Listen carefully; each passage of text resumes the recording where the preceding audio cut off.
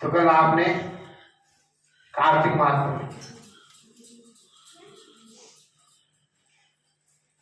सुना कि जिसने किसी ने परिक्रमा करनी हो तो प्रातः काल उठकर ओम नमो भगवते वासुदेवाय इस मंत्र का जाप करता हुआ गांव की प्रदक्षिणा करे। यदि गांव ना हो कर सको उसकी तो गौ, मंदिर, तुलसी वन, साधु, जीवन, गृहस्थ, वेद, उपवेद, इनकी सबकी परिक्रमा कर लोगे तब भी वो हो जाए। इतनी कथा के बाद राजा विदुर पूछते हैं कि हे नारद जी, भगवान का अत्यंत प्रिय भीषण पंचक व्रत कैसे प्रसिद्ध हुआ, जो तकरीबन आज से लेके और वीरवार तक चलेगा। शास्त्रों तो आज से शुरू होना चाहिए और वीरवार को समाप्त हो जाएगा। ये 5 दिन का व्रत होता है। आप 5 दिन ही करोगे, लेकिन आज से जगाएंगे तो पूर्णिमा तक 6 दिन हो जाएंगे। 6 दिन का व्रत नहीं होता है। या तो आज से जगाकर वीरवार को उसकी समाप्ति, इसलिए कल को ये शुरू होगा व्रत।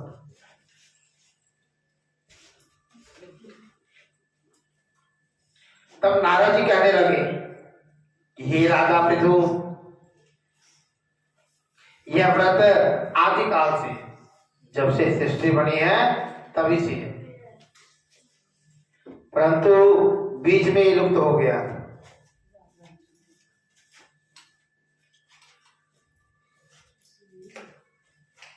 फिर यह कैसे प्रसिद्ध हुआ, सो कथा तुमसे कहते हैं, सुनो। श्री कृष्ण जी ने भीष्म जी से इस व्रत का वृत्तांत कहा।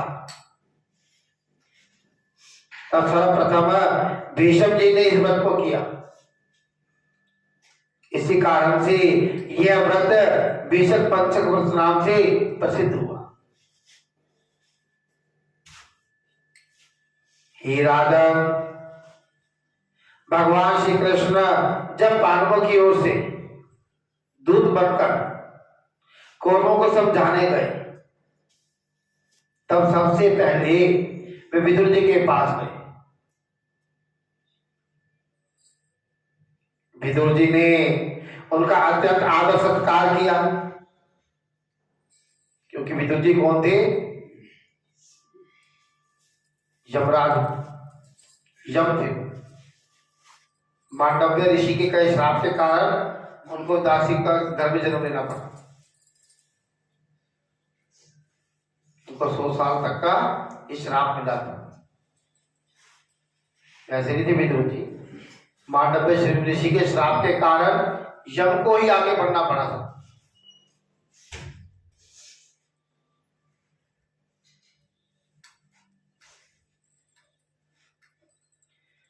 फिर श्री कृष्ण जी भीष्म जी के पास गए। वहां जाकर कुशल क्षेम पूछने के बाद श्री कृष्ण जी ने अपने आने का संपूर्ण वृत्तांत भीष्म जी से कहा। तब भीष्म जी कहने लगे कि हे भगवान, त्रिलोकीनाथ होते हुए भी आप पांडवों की ओर से दूत बनकर क्यों आए?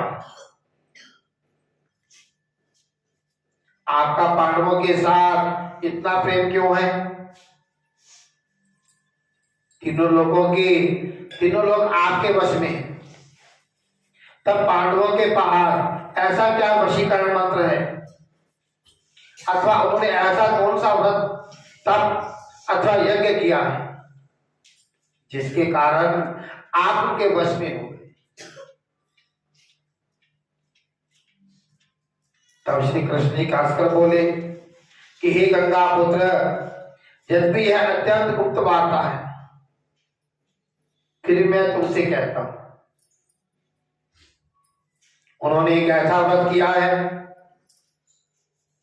जो मुझको अत्यंत प्रिय है, इसीलिए मैं उनके वशीभूत। ठाकुर जी तो खुद ही कहते हैं, अहम भक्त पराधीना, मैं भक्तों के अधीन। हम कहते हैं, हम ठाकुर जी खुद कहते हैं हम भक्त पराधीन, लेकिन हम इस बात को समझ नहीं पाते। हम कहते हैं ठाकुर जी हमारे गुलाम हैं। जब आया किया 11 देख के टाइम देखा, 12 बजे 1 बजे जी जल चढ़ा दिया, सुबह देखी शाम देखी आरती कर दिया। भगवान को भगवान के दिन उस पे रखो। शाम को टाइम लगा जी अपने को, आप टाइम लगा जल चढ़ाने का जी, शाम को जल चढ़ाने। जैसे हम में प्राण है तो उनमें भी प्राण है, ऐसा भाव रखोगे तभी तो वो फल देंगे ना। तुम्हारा भाव तो है अपना उपाय करने का, बोला जी रात को जल चढ़ाना जी, पहले तो रात को खुद स्नान करके आए हो। भगवान को भगवान की तरह रखोगे, मानोगे, तभी वो भगवान है।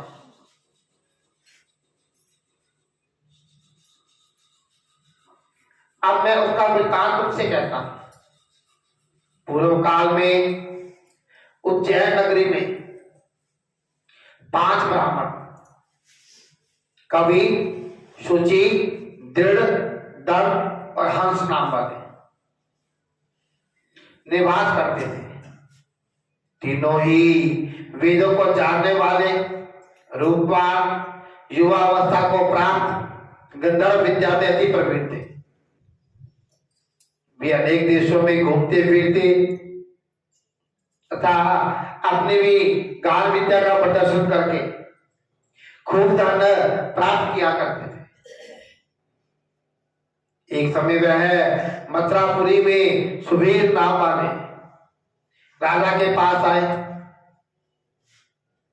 संगीत कला में निपुण होने के कारण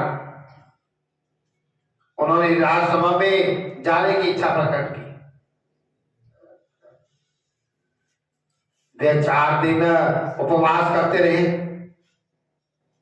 और अत्यंत पवित्र श्री जमुना जी में स्नान करते थे। फिर उन्होंने किसी राजा का संपूर्ण वृत्तांत सुना। उसने बताया कि राजा की कादम्बरी नाम वाली एक भोग पत्नी है। कादम्बरी संस्कृत में कहते हैं शराब, कदम के पेड़ से पहले बनाते थे, तो इसी का नाम कादम्बरी हुआ।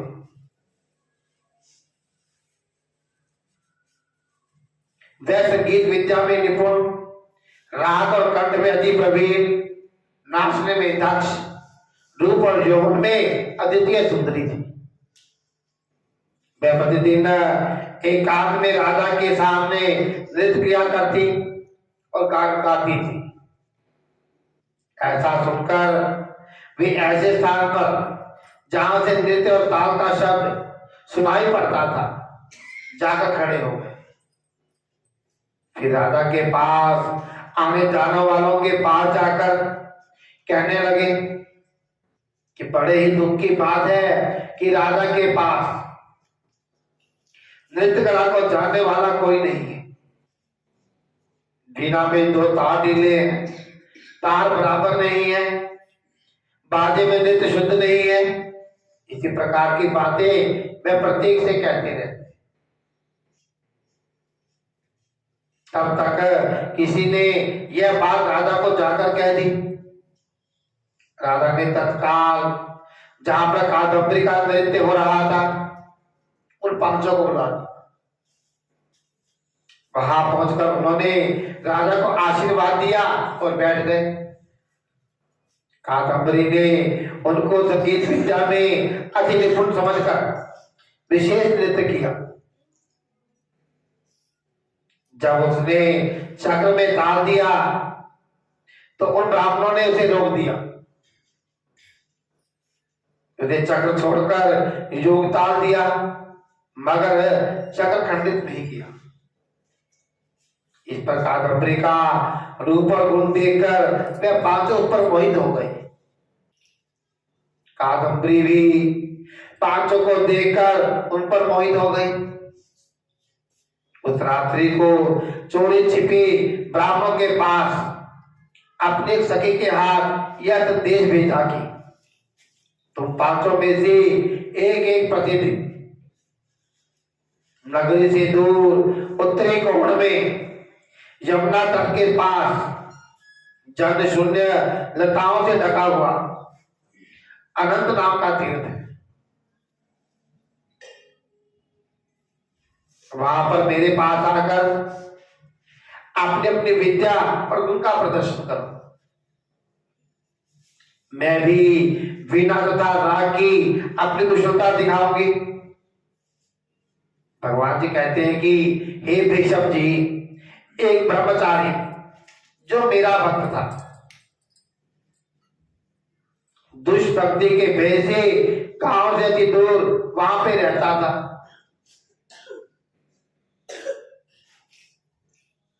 उन दिनों वह वृषभ पंचक व्रत करता हुआ मंदिर में मेरा पूजन किया करता था।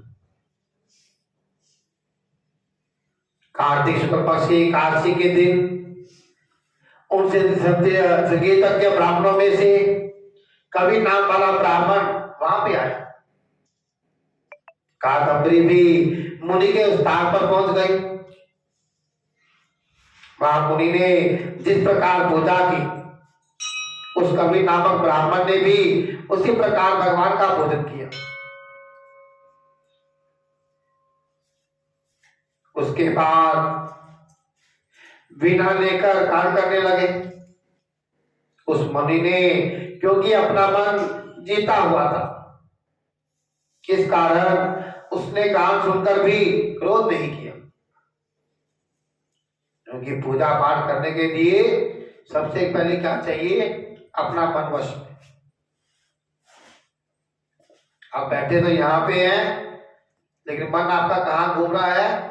घर के काम धंधों में। मुझे जाना भी है, मुझे नाश्ता भी क्या करके देना है, सब्जी गैस पे चढ़ा के आई हूँ, कभी जली ना जाए, तो वो पूजा पाठ नहीं लगता। पूजा पाठ का नियम क्या है? कि आप 10 मिनट बैठो, लेकिन उस टाइम मन और बुद्धि ये एकाग्र होनी चाहिए, उस ठाकुर जी के चरणों में ही लीन होनी चाहिए। यहाँ पे उनका ध्यान करो, चरणों का, और मन में उनका नाम हो। जब आप कोई पूजा पाठ करोगे तो वो 100% सफल होगा।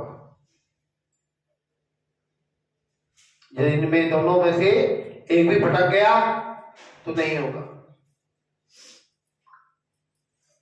योग करने जाते, मेडिटेशन कहते हैं इंग्लिश में जिसको, तो इसलिए करते हैं। वो क्या सिखाते हैं? सबसे पहले ध्यान करना। क्यों करते हैं?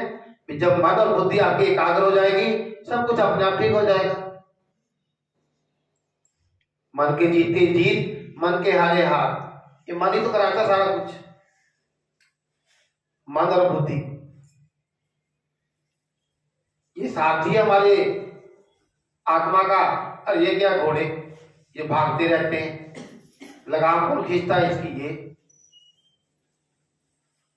जो यहाँ दिमाग में आएगा, वो मन कहेगा वो कर, चाहे वो सही है या गलत, ये नहीं सोचने देगा। तो सबसे पहले क्या होना चाहिए? अपना मन काबू में। सारी रात कादम्बरी और कवि गाय नृत्य करते रहे। मुनि को गोबर का आचमन करते थे, कवि ने भी वैसा ही किया। प्रातःकाल होते ही कादम्बरी राजमहल में पहुंच गई। मुनि की शक्ति से उसके समस्त पाप दूर हो गए। हम किसी को साथ लेके जाते हैं, उसके साथ क्या करना है, क्या नहीं करना।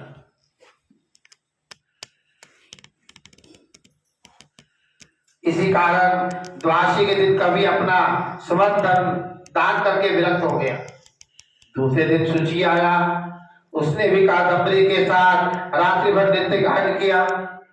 और मुनि की बात, जिस प्रकार कादम्बरी के नृत्य गायन और रूप को देखकर मुनि का मन चलायमान नहीं हुआ, उसी प्रकार मुझे भी अपना मन को वश में करना चाहिए। लोग तो कहते हैं ना, मंदिर में जाके क्या करोगे, यहां कर लो, फलाना कर लो, मन मत भटकाओ जी के लिए। आपकी निष्ठा मेरे प्रति नहीं, ठाकुर जी के प्रति होनी चाहिए।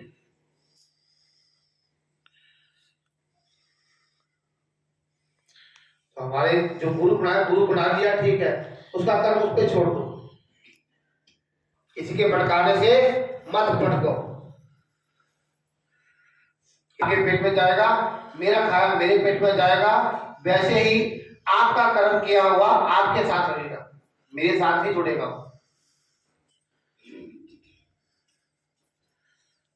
अपनी निष्ठा को पक्का रखो। हम आज सनातन धर्म क्यों मार खा रहा है, इसी वजह से हम जगह जगह भटकते जा रहे हैं, क्योंकि सब धर्मों का मूल जड़ सनातन धर्म ही है और कोई नहीं है। 1,96,00,000 के पुराना हमारा सनातन धर्म है, कोई है इतना धर्म पुराना, मेरे को गिना दो। लेकिन हम के लोग क्या कर रहे हैं, अपने धर्म से भटकते जा रहे हैं और दूसरों में बढ़ते जा रहे हैं और फिर परेशान होते जा रहे हैं। जब किसी पेड़ की जड़ को हिला दिया जाएगा तो वो जड़ रहती है और पेड़ सूखेगा ही सूखेगा, आज नहीं सूखेगा, 6 महीने बाद सूखेगा। सूखता है कि नहीं सूखता? जड़ पकड़ के रखो अपनी। टाणियों का क्या है, कटेगी फिर दोबारा हरी हो जाएगी, लेकिन जड़ हिल गई तो पेड़ सूखेगा। फिर हम बाद में परेशान होते हैं, हाँ जी हमारे साथ ये हो गया वो हो गया। बाद पूछता जी आपने ये किया, अपने धर्म को पूछा, आपने अपने देवी देवताओं को मानता? नहीं जी हमारे साथ ने छोड़ दिया तो हमने भी छोड़ दिया। कभी भी अपनी जड़ को मत छोड़ो। हमारी जड़ क्या है? सनातन धर्म। सनातन जो पुरातन काल से चलता आ रहा है, ना कोई बदला ना कोई हेर फेर होगा। सम्मान सभी का करो, सम्मान सभी का करो, लेकिन अपने धर्म से जुड़ के करो। कोई जो मर्जी कहे भटकाए मत भटको। मेरे को भी किसी ने कितने बार कह चुके, आप गुरु धारण, मेरा पंडित जी आपने गुरु, मेरा गुरु कोई नहीं, बचपन से मेरा गुरु यही था और आज भी यही है, और मरते तब तक यही रहेगा मेरा। तो भागवत क्यों लिखा है, कृष्ण वंदे जगत गुरु, ये जगत गुरु है, हमें क्यों लोग भटकना है? वो भी तो हमारे को यहीं पे लेके आएगा ना, तो हम डायरेक्ट क्यों जाए वहां पे?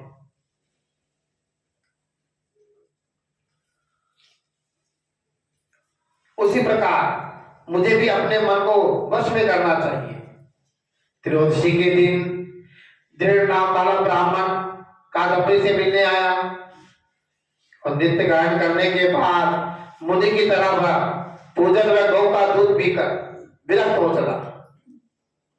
चतुर्दशी को वहां पे दत्त नाम वाला ब्राह्मण आया और पहले वाले अपने बंधुओं के समान कादम्बरी के साथ नृत्य गायन करके मुनि से बचे घी का पान करके शुद्धजित होने के कारण विरक्त हो गया।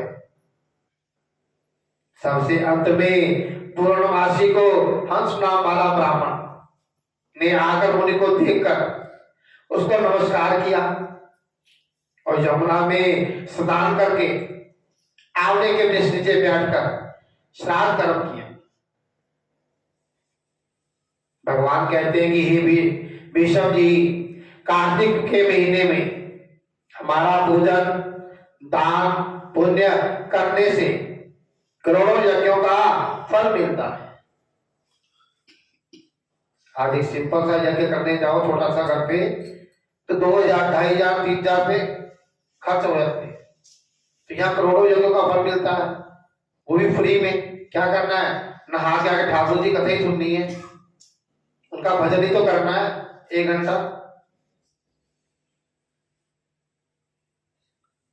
अतएव हंस नामक वह ब्राह्मण सत्संग पूजन तथा मुनि के बचे हुए दही का पान करके विरक्त हो गया।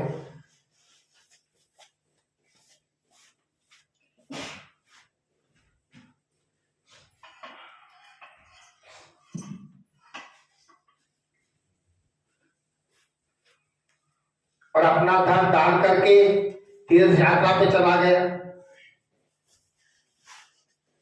उधर राजा ने मंदिर में कादम्बरी के जाने का समाचार सुनकर उसे महल में बंद कर दिया, जिससे वह मंदिर ना जा सकी। कार्तिक मास में हमारे सामने नृत्य गान करने के कारण वह कादम्बरी द्रौपदी और हंस नाम वाला वह ब्राह्मण आवड़े के वृक्ष के नीचे श्राद्ध आदि करने से युधिष्ठिर हुआ, क्योंकि भगवान तो मिल ही जाएंगे। मीरा को क्या नहीं किया, जहर प्याला भी पिया, जेल भी बंद हुई, लेकिन उसकी श्रद्धा ठाकुर जी पर पूरी थी। तो ठाकुर जी को मिलेगी नहीं मिलेगी, हमें भी मिलेंगे, लेकिन किसी के रूप में। कलयुग है ना ये, किसी रूप में आके मिलेंगे, लेकिन तब जब हम जुड़े होंगे, हमारे तार उनके चरणों से जुड़े होंगे, तभी मिलेंगे। एकादशी के जागरण के कारण कवि अर्जुन हुए, सुचित सहदेव, दंत नकुल और दृढ़ नाम वाला प्राण में भीम हुआ। हे भीष्म जी, वस्तुतः इस बस के प्रभाव से ही मैं पांडवों के वशीभूत हूं। अब तुम्हारे द्वारा यह पंचक वध किए जाने से यह तुम्हारे नाम से ही विख्यात होगा, अर्थात भीष्म पंचक वध कहलाएगा।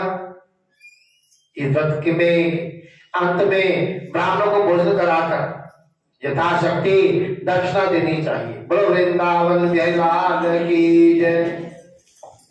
बोलो